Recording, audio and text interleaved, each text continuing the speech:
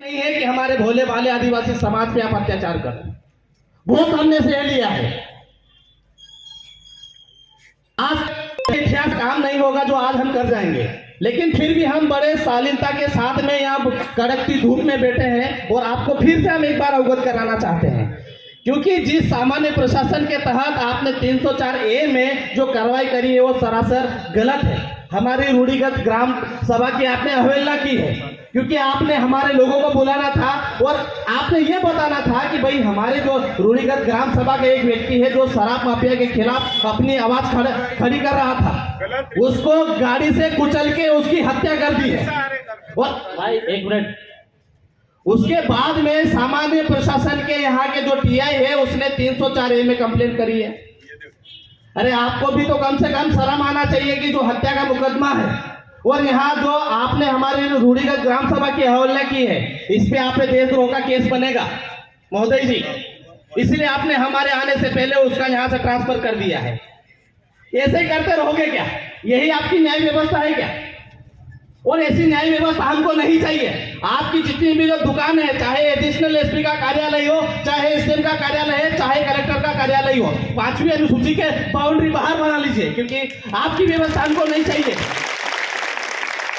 जिस व्यवस्था की वजह से हमारे लोग दिनों दिन मारे जा रहे हैं, शराब की लत में डूबे जा रहे हैं, फिर आपकी क्यों व्यवस्था चाहिए हमको? ऐसे लोगों को आप पनाह दे रहे जो हमारे आदिवासी भोले भाले समाज की इज्जत भी लूट रहे हैं, उसको जान से मार रहे हैं। ऐसी व्यवस्था चाहिए क्या आपको? नहीं चाहिए। और सबसे दुखद बात यह है कि उनकी माताजी खुद जनपद प्रतिनिधि है। ऐसे घर परिवार अगर सुरक्षित नहीं है तो हमारे जैसे आम समाज कैसे सुरक्षित रहेंगे इनकी सामान्य व्यवस्था में? इसलिए हम आप लोगों से निवेदन करते हैं कि इनकी व्यवस्था हमको नहीं चाहिए। हम पेड़ के नीचे बैठने वाले, एक जाजम पे बैठ के हम निर्णय करने वाले लोग हैं। अगर गुस्से में आ गए ना तो तीर कमान 2 मिनट में हम निकाल लेंगे। आपकी आवश्यकता नहीं है हमें, लेकिन फिर भी बड़ी शालीनता के साथ में हम सिर्फ आपसे ये निवेदन कर रहे थे कि भाई हमारे आने से पहले आपने जो उनकी भरपाई करी है वो भरपाई सिर्फ आप 302 लगा लेते और उन लोगों पे करोड़ों का जुर्माना लगाते। अरे यहाँ तक कि आपने 34 भी नहीं लगाया। कितनी शर्म की बात है। और अपने आप को बोलते कि हम 3 स्टार हैं, हम 4 स्टार है, हम फलाना है, हम ढिमका है। अरे कहीं पे डूब मरो शर्म के मारे। हमें भी मालूम है कि क्या होता है तुम्हारा पुलिस प्रशासन। आपके गाड़ी के ऊपर लिखा है सामान्य प्रशासन। आपका कोई भी कानून हमारे पे यहाँ पे इम्प्लीमेंट नहीं होता है। नहीं हो तो अभी एक बार और एसडीएम साहब और कलेक्टर साहब से चर्चा कर लीजिए, उसके बाद में जिधर आना, नहीं तो मत आना यहाँ पे। तुम्हारी गाड़ी पार्किंग करने की भी यहाँ पे जगह नहीं है, लेकिन फिर भी हम आपको यहाँ पे पनाह दे रहे हैं। जितने भी आज आपके उच्च अधिकारी हैं उनसे आप चर्चा करके देख लीजिए कि आपको यहाँ पे ड्यूटी करने का अधिकार है या नहीं है। फिर भी आपने हमारे लोगों पे इतना अत्याचार किया और जो अत्याचार करे उनको पनाह दे रहे हैं। और इसी माध्यम से आप लोग यहाँ पर अभी ड्यूटी कर रहे हो क्योंकि हमारी शालीनता है। हम ये चाहते थे कि देश में सभी प्रकार के जो नागरिक रहते हैं, उस बीच में जो मालिक रह रहे हैं, उन्होंने आपको शरण दे रखी है कि चलो ठीक है, अपना गुजारा बसारा करने के लिए देश तुम्हारे लिए हमने तुमको दे रखा है। इसका मतलब ये नहीं होता है कि तुम किसी भी प्रकार के झंडे लगा लो, किसी भी प्रकार के डंडे लगा लो और हमारे लोगों को परेशान करो। और ये देख लो, आप लोग देख लो, जिस राजनीति के लिए आप उतावले हो जाते हो, उसी राजनीति ने हमारे बेटे को जान से मारवा दिया है। क्या मिला हमारे भाई को? वो किसकी लड़ाई लड़ रहा था? आप लोगों की, आपके बच्चों की, आपकी बीवी की, जो दारू के नशे में धूत है, जो अपने आप को दारू पी के अपना घर बर्बाद कर रहे हैं, अपनी माँ जैसी जमीन को बेच रहा है, उसकी लड़ाई लड़ रहा था। वो उसको मार दिया और हम लोग सब हाथ पे हाथ धरे तकिया लेके बैठे हैं। अरे कहाँ गए हमारे परंपरागत हथियार जिसकी नोक से ये लोग यहाँ टिकते नहीं थे, घबरा जाते थे, अपने घर के ताले नहीं खोलते थे। और आज देखो अपने ऊपर नाच रहे, मूत रहे हैं ये लोग, और हमको जरा भी शर्म नहीं आती है। और सामान्य प्रशासन के लोगों को क्या लेना देना हम लोगों से? हमारी अपनी रूढ़ी प्रथा से इनको कोई डर नहीं है, हमारी ग्राम सभा से इनको कोई डर नहीं है, क्योंकि इन्होंने अपनी ग्राम सभाएं बना रखी है। इसलिए इनको लगता है कि ग्राम सभा का पावर खत्म हो गया। ऐसा नहीं है भाई, आज भी वो कानून विद्यमान है। अगर तुम 395 को नहीं हटा सकते तो हमारी ग्राम सभा को भी नहीं हटा सकते, समझे? ये हमारा पावर है। अगर हम चाहे तो यहाँ पे एक भी गाड़ी नहीं चलने देंगे, ना एक बस चलने देंगे, ना तुम्हारी मोटरसाइकिल भी नहीं चलने देंगे, क्योंकि ये हमारा अपना क्षेत्र है। हम यहाँ जैसे रहे वैसा रहेंगे, तुम्हारी किसी की कोई आवश्यकता नहीं है। अगर हम चाहे तो एक भी बढ़िया की दुकान नहीं खोलने देंगे यहाँ पे, क्योंकि ये हमारा अपना क्षेत्र है।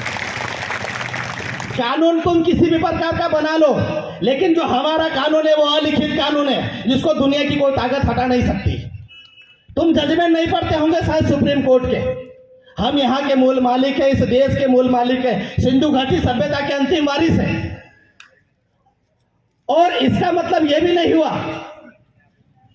कि आप लोग जितना जो हमारे समाज के साथ में अत्याचार कर रहे हो, बर्बरता कर रहे हो, और हमारे भोले भाले समाज को इस बात से अवगत नहीं है, वो इसलिए वो चुपचाप बैठा है और अपनी रोजी रोटी कमाने में लगा है। उसको नहीं मालूम है कि जहां पर खड़ा है ये उस पूरा बाजार उसका है, ये पूरा क्षेत्र उसका है। अगर वास्तव में अगर उसको पता चल गया तो महोदय आपकी जरूरत नहीं है यहाँ पे। आज ये जितने भी जो युवा बेटे हैं, हमारे समाज के वरिष्ठ बड़े बुजुर्ग तो यहाँ पर आए ही नहीं है इस बेटे की लड़ाई में, नहीं तो वास्तव में आपकी जरूरत नहीं है यहाँ पर।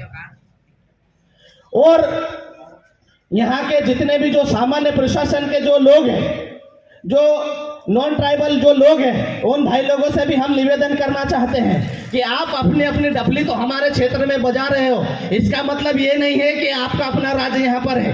आप राजनीतिक व्यवस्था के अनुसार हमारे लोगों पे शासन कर रहे हो, इसका मतलब ये नहीं होता है कि हमें आप लोगों की आवश्यकता है। अगर जिस दिन हमने ठान लिया ना, तो पूरे धार डिस्ट्रिक्ट के अंदर में आपको एक जगह भी पना नहीं मिलेगी, क्योंकि ये 5वीं अनुसूचित क्षेत्र है, याद रख लेना। अगर जिस दिन हम सुप्रीम कोर्ट में पहुंच गए तो आप सोच लेना कि आपके बाल बच्चों का क्या होगा, आपके खाने पीने का इंतजाम क्या होगा, क्योंकि जिस दिन आपसे हमने हमारी जमीन छीन ली तो बताओ आप कहां जाओगे। क्योंकि दुनिया का इतिहास बोलता है कि तुम सब यहाँ पे इस देश में शरणार्थी हो, और शरणार्थी क्या कर रहे हैं, ये जयसवाल कलाड़ी वाले हमारे भाइयों पे गाड़ी चला रहे हैं। अरे शुक्र करो कि हमको उस प्रकार का गुस्सा नहीं आया है, नहीं तो बिरसा मुंडा टंटे भील की हम भी औलाद है, सुन लेना। और अगर हमने ठान लिया कि आज हमको बिरसा मुंडा और टंटे भील बनना पड़ा, तो आप लोग सोच लेना आपकी दुकानों का क्या होगा, आपका क्या होगा।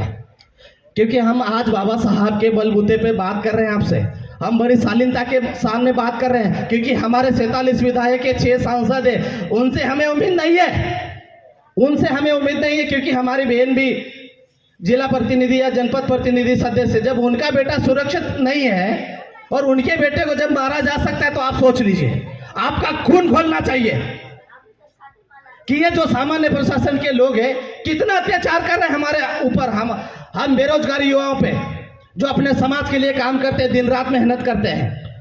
अच्छा आप बताइए, किसी का घर लूट के खाते क्या हम? नहीं खाते ना।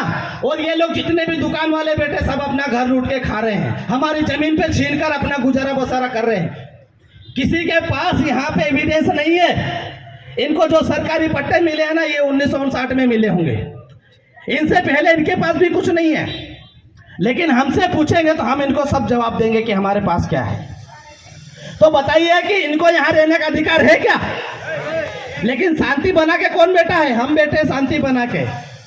हमने ये चाहा कि यहाँ के जितने भी आवाम के लोग हैं वो सब शांति से अपना जीवन यापन करें, लेकिन इन लोगों को हमारे चुप होने से ज्यादा खुजली हो गई है। हमारे भाइयों को दिन दहाड़े मार रहे हैं, आप देख रहे हो ना, कन्हैया भील को भी घसीट घसीट के मारा, नेमावर में हमारी बेटियों को जिंदा जला दिया, और यहाँ पर हमारे भाई को गाड़ी से कुचल के मार दिया। फिर भी हम चुप बैठे हैं। आज ऑन द स्पॉट यहाँ के एसडीएम साहब या कलेक्टर साहब आएंगे और हमसे उनसे बात करेंगे कि सिर्फ आप ये बता दीजिए कि आपका प्रशासन क्या कर रहा है यहाँ पे। अगर नहीं कर रहा है और आप अपनी जिम्मेदारी नहीं लेता है, क्योंकि यहाँ सक्षम अधिकारी सिर्फ कलेक्टर है, एसडीएम साहब अपना पल्ला झाड़ देंगे, एडिशनल एसपी अपना पल्ला झाड़ लेंगे, कि बोले हमारे से बड़े अधिकारी से बात करिए। तो मैं आप लोगों से भी कहना चाहता हूँ कि उनको ही बुलाइए, हम उनसे ही बात करेंगे, क्योंकि आपके बस की बात नहीं है। इंडियन कॉन्स्टिट्यूशन शायद आपने अच्छे से नहीं पढ़ा होगा, यहाँ की सुप्रीम कोर्ट के जजमेंट आपने अच्छे से नहीं पढ़े होंगे, ताकि थोड़ा बहुत उन्होंने पढ़ा होगा तो वही लोग जवाब दे पाएंगे। आप लोगों की बस की बात नहीं है। आप दिन भर यहाँ पे टहल वहल करते रहेंगे और शाम तक हमको सिर्फ बिठाने का काम करेंगे, इससे ज़्यादा आपसे और कुछ नहीं होना है। तो आप लोग चाहते हो कि हम कलेक्टर से बात करें, सिर्फ कलेक्टर से बात करेंगे, और अगर सक्षम अधिकारी है जो जिम्मेदारी लेना चाहता है और यहाँ की जितने भी शराब माफिया की दुकान है जिसी भी लगा के एक तरफ से सबको बंद करे, क्योंकि आपकी नैतिक जिम्मेदारी भी है, ये सिर्फ समाज की नैतिक जिम्मेदारी नहीं है, यहाँ के एसडीएम कलेक्टर सब की नैतिक जिम्मेदारी है कि यहाँ के शराब माफियों की दुकान धड़ल्ले से जैसे भी लगा के उनको यहाँ के दहेज क्षेत्र के क्या धार क्षेत्र के बाहर फेंक दे। और सबसे ज्यादा शराब की तस्करी ऐसे एरिया से हो रही है। और अभी भाई कोई बता रहा था कि बिना नंबर प्लेट की गाड़ियां धल्ले से दौड़ रही है। भैया तो अभी नया कानून आ गया है, आपके नींद में सोओ, नया कानून आ गया है। उसके बाद में भी यहाँ का जो सामान्य प्रशासन पुलिस विभाग है बिल्कुल नींद में सोया हुआ है। अगर शहर के बाहर कोई घटना होती तो हम भी थोड़ा बहुत विचार करते कि चलो साजिश हुई होगी। अरे 10 बजे रात को तो हम रात बोलते ही नहीं है, क्योंकि लोग घुमाई करते हैं, उसके बाद में भी उसको मार दिया। सोचने वाली बात है कि नहीं। और यहां से लेकर के वहां तक सीसीटीवी कैमरे हैं। अगर पुलिस प्रशासन नहीं कर पा रही तो हमें बोल दीजिए कि आप ले लीजिए।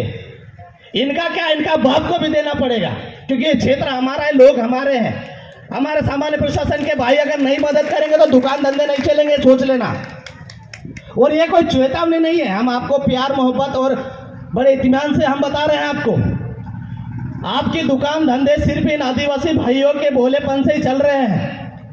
हमें भी मालूम है कि इंदौर से आप किस माल में रेट लाते हो और यहाँ किस माल में बेच रहे हो, किस भाव में बेच रहे हो। अभी एक भाई भी बता था कि शराब की जो पेटी है वो कितने में आप लेके आते हो और यहाँ पर कितने में बेच रहे हो।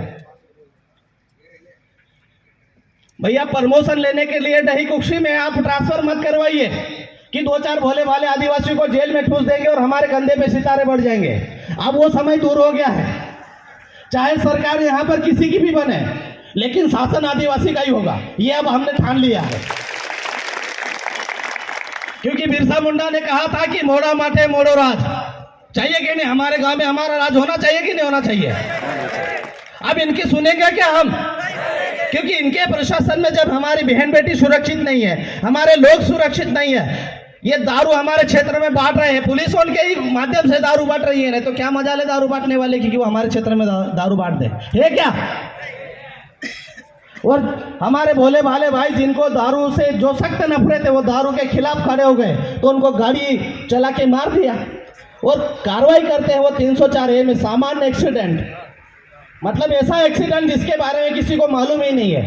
तो भैया जिसने गवाही दी वो क्या है, अरे जिस भाई ने गवाही दी है उसका क्या एविडेंस है, फिर आपने क्यों नहीं धारा बढ़ाई। और दूसरी चीज सबसे महत्वपूर्ण ये चीज है, चलो ठीक है तुमने 302 नहीं लगाई तो एट्रोसिटी एक्ट भी तो लगा सकते, आपकी शराफत इसमें ही दिखा देते कि भैया यहाँ के आदिवासी भाई को किसी कलाल और जायसवाल ने मार दिया है या पता नहीं जो भी समाज का हो, तो कम से कम एट्रोसिटी एक्ट तो लगा देते। लेकिन कार्रवाई किस पे कर रहे हैं मालूम है, ये वो भोले वाले ड्राइवर पे, ये यहाँ का प्रशासन है। तो आप लोगों से मैं कहना चाहता हूं कि अब हमको डरने की आवश्यकता नहीं है। जिस संविधान से ये हम पे राज करते हैं उसी संविधान को इनको भी मानना पड़ेगा और हमको भी मानना पड़ेगा। अभी हमारे बीच में एसडीएम साहब आ रहे हैं तो हम लोग उनसे भी सवाल जवाब कर लेते हैं कि अभी क्या उनके कलेक्टर साहब से बात हुई या नहीं हुई, या वही जिम्मेदार अपने आप को बताते हैं, जो घटना हुई है उसकी जिम्मेदारी वो खुद लेते हैं या यहाँ के लोगों पे उचित कार्रवाई करते हैं और परिवार को कम से कम 8 करोड़ का मुआवजा दिलाते हैं, क्योंकि करोड़ों का ठेका होता है ठेकेदार का और इसी से इनकी गाड़ियों में पेट्रोल डीजल डलता है। तभी तो आदिवासी क्षेत्र में सामान्य प्रशासन के लोग यहाँ पर दारू माफिया का काम कर रहे हैं। अभी